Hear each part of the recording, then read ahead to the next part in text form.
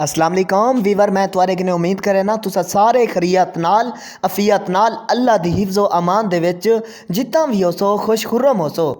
साजा तमाम दुआवां तुआरे नाल हैं। वीवर अज दा विलाग करेंदे पैसे शुरू ते असां तुआकू रहमान गार्डन दा विजिट करवेंदे पैसे।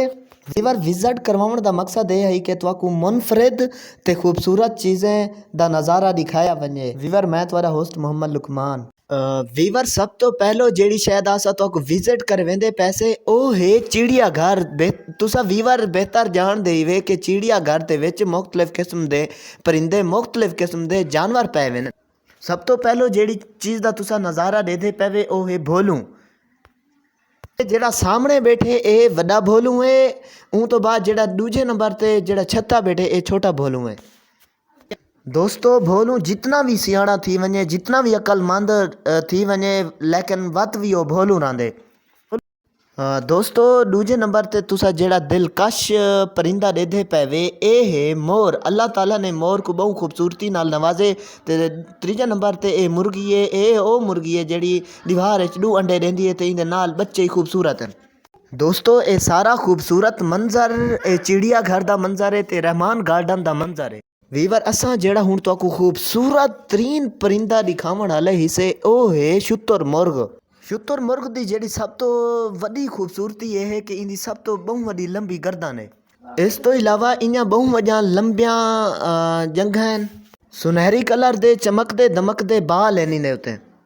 यकीनन अल्लाह ताला ने ई परिंदे को बहु ही खूबसूरती नाल नवाजे के लिए झूले वगैरह का भी इंतज़ाम किया गया। देखो ये लाइटेंगे रात दा इतना लोग आते हैं फैमिली नाल आने ते कपल्स के लिए भी बनाया है। कपल्स के लिए बनाया ये जेड़ी जा है ना मखसूस कपल किते बढ़ाई गई है।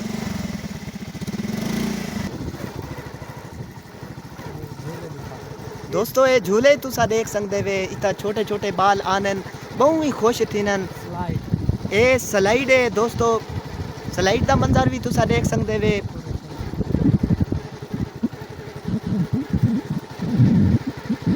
ये सोहने सोहने खज्जा भी हैं इंदे विच।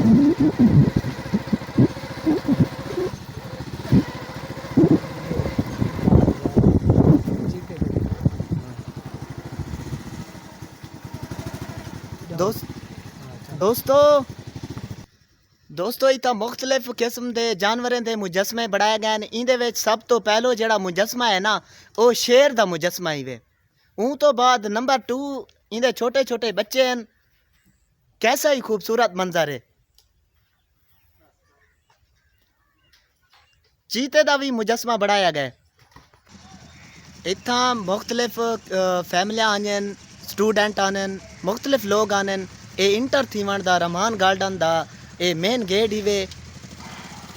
ये तुसा मनाजर देते पे।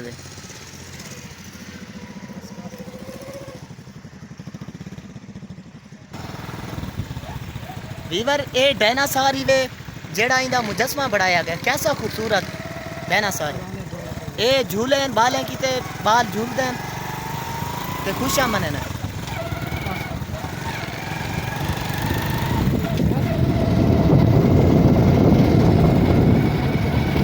देखो ये मुख्तलिफ विजिटर आए बंदे। साडा दादा भी आया बंदे देख सकते। ये छोटा जरा ज़राफ़ा बनाया ये वीवर तुसा देख सकते वे। आगाज़ इन्हां ज़राफ़े नाल थी ने।